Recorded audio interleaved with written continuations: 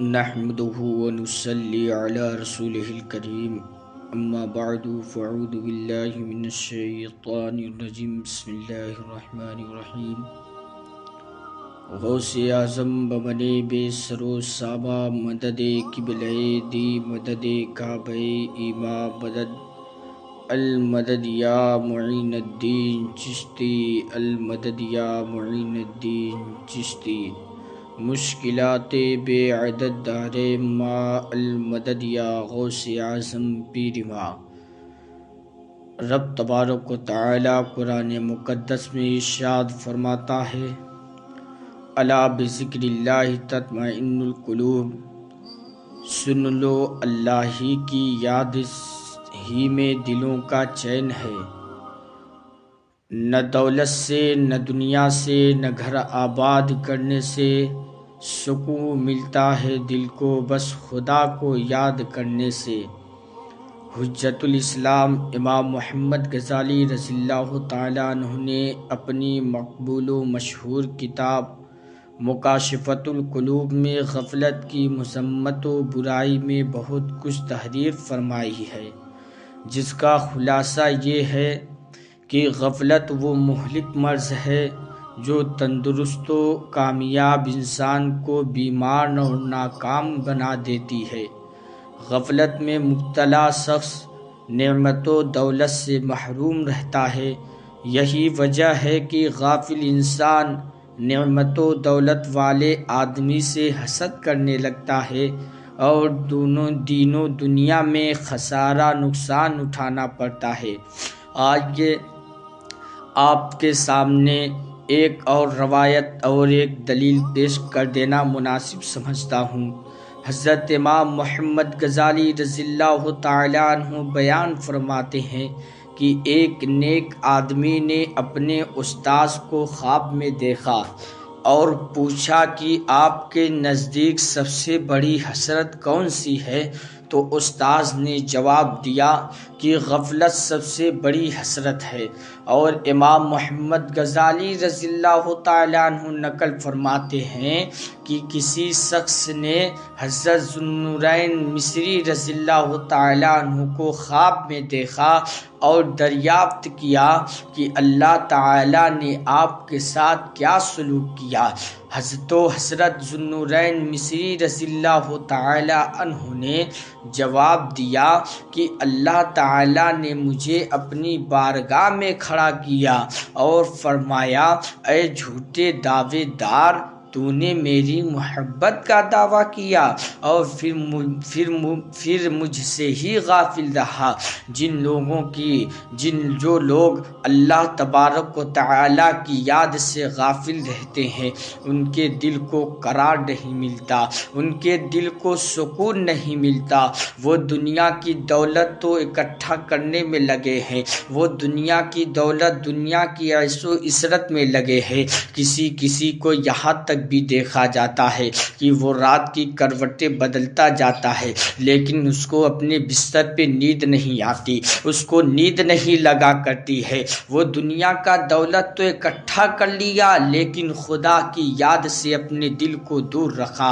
قرآن کریم خود پکار کر کے کہتا ہے، الا بذکر اللہ تطمئن القلوب، سن لو اللہ ہی کی یاد سے دلوں کو سکون ملتا ہے۔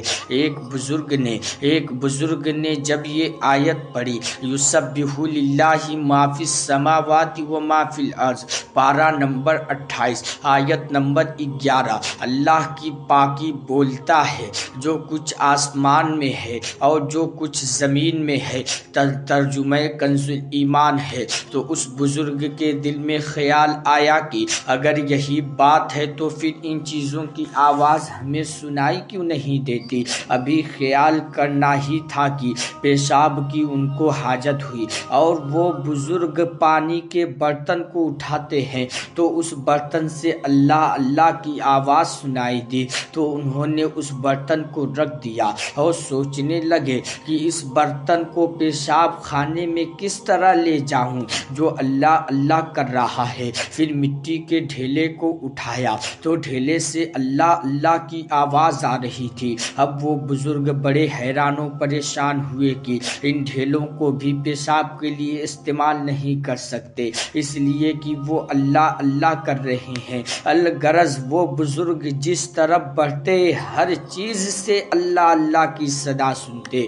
وہ بزرگ بہت حیران و پریشان ہوئے کہ اب میں کیا کروں؟ تو رحمت الہی نے ان کو پکارا کہ اے میرے نیک بندے، تو نے کچھ سمجھا کہ ہم ان چیزوں کی آواز تمہارے کانوں کو اس لیے نہیں سننے دیتے تاکہ تمہارے کاروبار نہ رک جائیں۔ وہ بزرگ فوراً سجدے میں گر گئے اور اللہ تعالیٰ کی بارگاہ میں معافی کے طلبگار ہوئے۔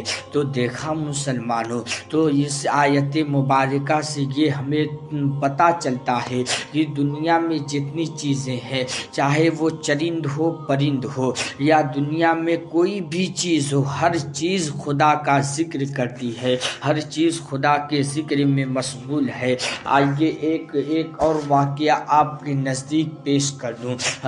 حضرت عبد الرحمن صفوری رضی اللہ تعالی عنہ لکھتے ہیں کہ سید الطائفہ حضرت جنید بغدادی رضی اللہ تعالی عنہ کے پاس ایک شخص نے ایک پرندہ تحفے میں بھیجا۔ حضرت نے قبول فرما کر اسے پنجرے میں بند کر دیا۔ کچھ عرصہ جب گزرا تو اس پرندے نے بڑی منت و سماجت کے ساتھ اللہ کے ولی حضرت جنید بغدادی رضی اللہ عنہ سے کہنے لگا، اے جنید، تم اپنے دوستوں سے بڑی آزادی سے ملتے ہو، ان سے ملاقات کا لطف اٹھاتے ہو، اور مجھے میرے دوستوں کی ملاقات سے محروم کر رکھا ہے اور مجھے اور پنجرے میں بند کر رکھا ہے۔ اللہ کے ولی حضرت جنید بغدادی رضی اللہ تعالی عنہ فرماتے ہیں کہ مجھے اس پرندہ پر رحم آ گیا اور میں نے اس کو چھوڑ دیا۔ اڑتے وقت وہ پرندہ کہنے لگا، اے جنید، پرندہ جانور جب تک ذکر الہی میں مشغول رہتا ہے، آواز دیتا رہتا ہے، اور جب اس پر غفلت طاری ہو جاتی ہے، جب وہ خدا کی یاد سے غافل ہو جاتا ہے تو وہ پرندہ جانور شکار ہو جاتا ہے، قید کر لیا جاتا ہے۔ اے جنید بغدادی، میں ایک ہی دن ذکر خدا سے غافل ہوا تھا، جس کی سزا میں مجھے شکار کیا گیا اور پنجرے کی قید میں بند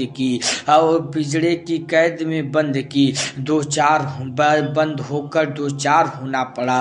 پھر پرندہ جانور نے کہا، ہائے افسوس، ہائے افسوس، ان لوگوں کا کیا حال ہوگا جو شب و روز ذکر خدا سے غافل رہتے ہیں، وہ روز روز خدا کی یاد سے غافل رہتے ہیں۔ اے حضرت جنید، میں آپ کے سامنے وعدہ کرتا ہوں کہ آئندہ کبھی یاد خدا سے غافل نہ رہوں گا۔